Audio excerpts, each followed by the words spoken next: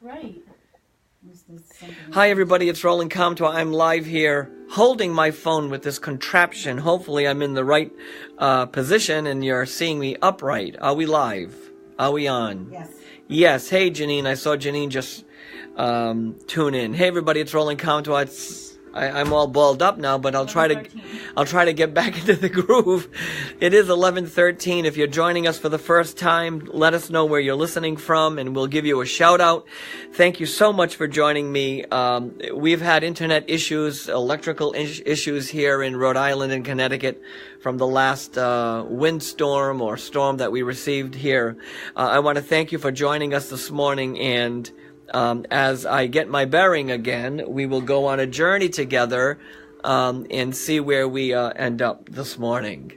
I hope that you're doing well. I hope that you made it through that very intense windstorm. I mean, trees were down everywhere in my neck of the woods, and every time we tried to get out of town, there was a tree that prevented us from leaving the neighborhood.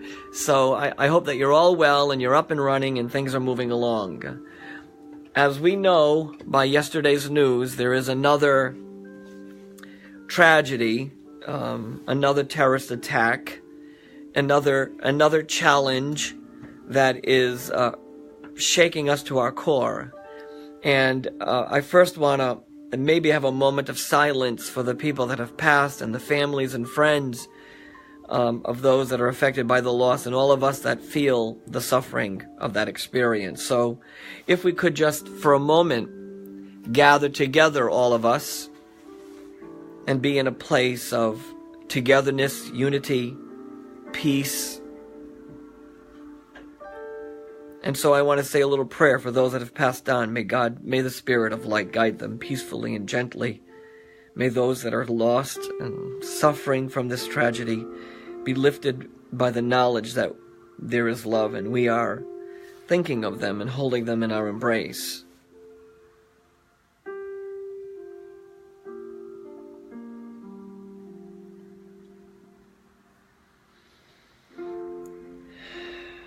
Yeah, just take a deep breath in. If you're driving your car, stop driving. If you're running the treadmill, don't run. Just be here. Just be here and be present. I was thinking about this tragedy this morning and what it means to all of us and how we're all affected by that tragedy. So I have some tips here for you this morning. I think it's good to be informed about what's happening in the world. But I don't think we should saturate ourselves with negative energy, because it won't support who we are and where we are and why we are. So my first tip is not to really look at it minute after minute, hour after hour, day after day, because it seems to impact us on a cellular soul level that throws us out of whack. And so one is be informed, but move along. Number two is really stay steadfast and focused on your life. Be very aware of what your life is all about, and not to lose sight of the people of your life and the kids and the journey and your friends, and be with them and be present and keep them close. The third thing is to really not feel separate from them.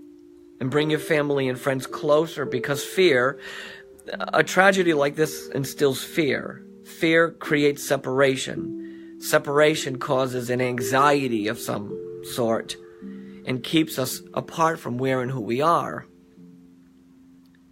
So bring your family close to you. Stay connected to like-minded souls is number 4. Really just stay connected to people who believe like you believe, who want to follow that same kind of reverence and love. And then I would say serve, help others.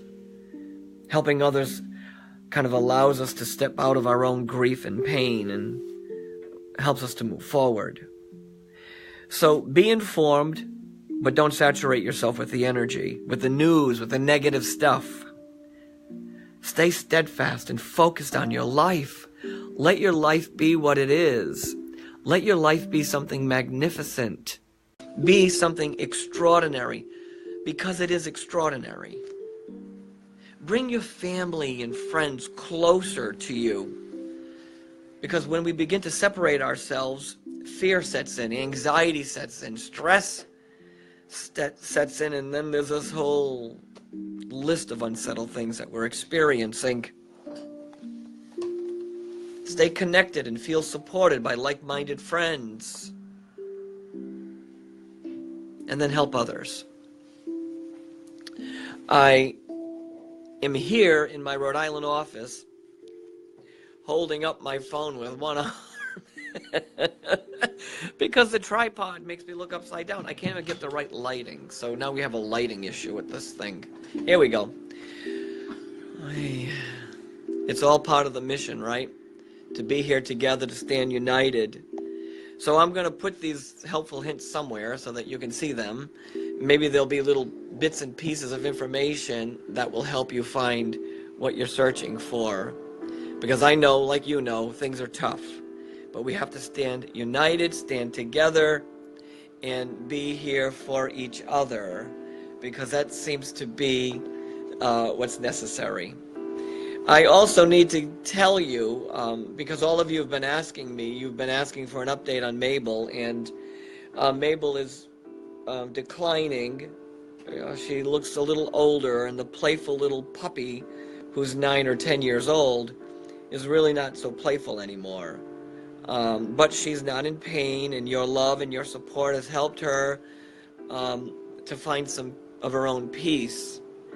As I told you before, and you've read or heard, she was diagnosed with lymphoma on September 7th, and her life expectancy is very short.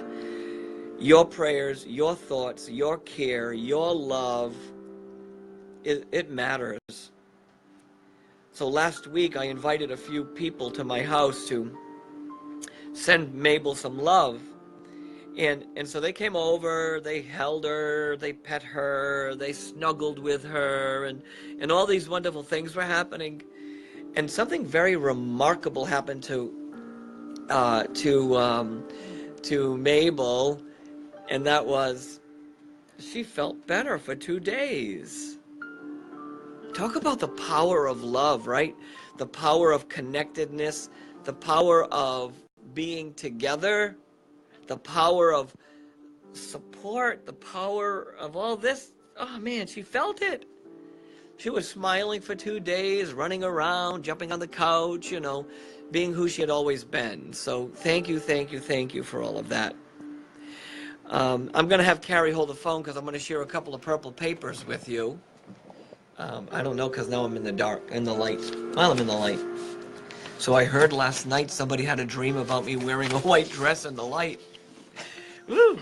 I hope that's not a bad sign. No, it's fine. It's fine. Don't worry. It's all good. We're here together. One of the purple papers that I have today is William. This paper was recorded on October 30th. Yeah. And William goes on to say that he was a good man, and he spent many weeks, the 36 weeks before he passed, on being strong. He talks about how his legs gave out and how he couldn't find his strength and it couldn't come back, and he didn't want to he didn't want to worry you, and he didn't want you to become weary. And so he talks about this in this purple paper that has a lot of incredible energy. William, very strong message. This paper written on 6/2/2017 is from Mikey. Mikey. He didn't have any time to work out things at the end. He goes on to talk about how things just stopped working. Everything just stopped happening for him, and that he didn't know what else to do, he says. He says he doesn't remember pain in the message. What he remembers is love and never feeling alone. I want to thank you for joining in this morning, so I want to give you a few shout-outs to Jennifer in Colorado Springs. I want to thank you for being here this morning. Sandra in Port Charlotte, Florida. Margie in North Stonington, Connecticut. Mary Ellen in Stamford, Marie in Whitensville, Michelle in Coscob, Connecticut, Lucy in Portsmouth, Rhode Island, Liz in Greenwich, Connecticut. Richard says needs prayers for Roy in Orlando, Florida. Absolutely, Richard, we're on it. We're on it here. We're sending prayers and love and energy to him. Jennifer in Coventry, Gail in West Warwick, Rhode Island, Stephanie in Smithfield, and Melanie in Johnston, and Swan in North Kingston. Hey, Swan. And Melissa in Milford, and Amanda in Warwick. Thank you, all of you, for joining this morning.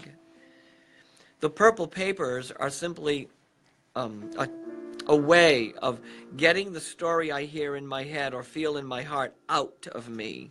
And when I put it on the paper, I don't feel as much pressure as the need to hold it, because it's already been exposed. It's already been relayed or transcribed somehow. This morning, there's one from someone named William. There's one from someone named Mikey.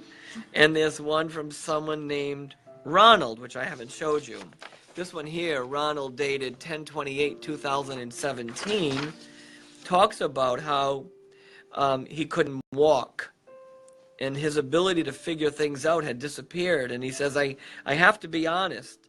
I didn't like the room I was in because it wasn't home. My life near the end wasn't worth all the heartache.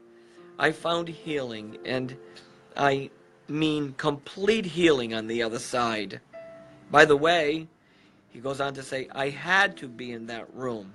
There was no other choice. I know that. You know, there's an amazing shift going on out there. 85-90% of the people coming to the audiences that I do have never been in a room with someone like me before, or been in a room with a medium before, or were hesitant about stepping forward. And what I'm discovering is that people are becoming more interested in learning about mediumship and what is it for real? What is it? What is it all about, and why is it important, and what's its significance? And, you know, as we move along in the months ahead, we will have many opportunities to talk about what mediumship is. Today, I want us to hold a little energy for those people that passed away in New York City yesterday, and I want to hold energy for the first responders who have to handle such scenes, and for the families of those that were lost, because together we can do this. We can hold energy, lost energy. We are in the midst of change.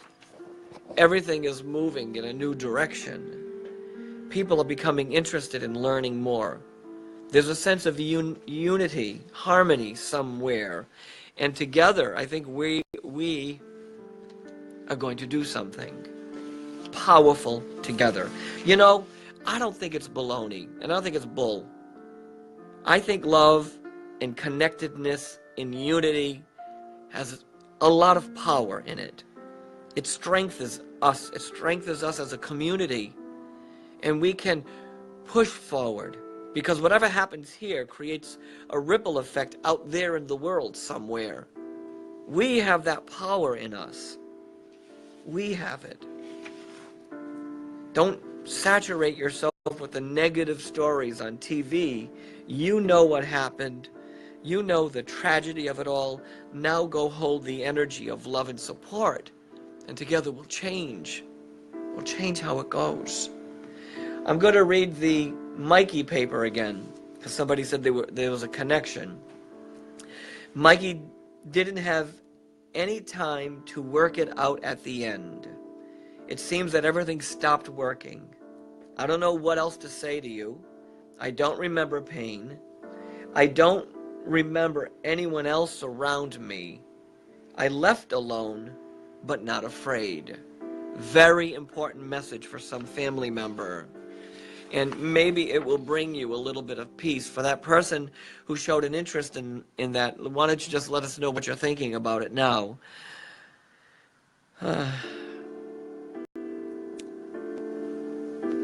We're going to get through this. And we are going to get through this experience together. We have the power in us to get through this experience together. We're going to try to figure out a better way to come to you live because, as you know, it's a challenge. I don't understand. Maybe there's some expert out there who's watching right now who knows how to get me on Facebook Live and is willing to help, because we're looking for you. We're looking for you. We're looking for people who have connections to the theaters in the world. We're looking for you to come on board and be part of our volunteer team. I don't mean to sound desperate. No, I'm not desperate. I'm only kidding. This is all in love. We're looking to spread the word, the message that love is everlasting, that the power of unity is more important than the power of loss and struggle, that we have something in us to change. And when we take the change and make the change together, we're all a little bit better because of it. So anyways, I want to thank you for joining me this morning. I will return again and again and again and again and again and again and again until we come together, united, fully engaged in the experience of love. Love that is transformative on every level. Don't forget to share this video, please, and just know that my mission is to send you love. I send it from my heart to yours. Until next time.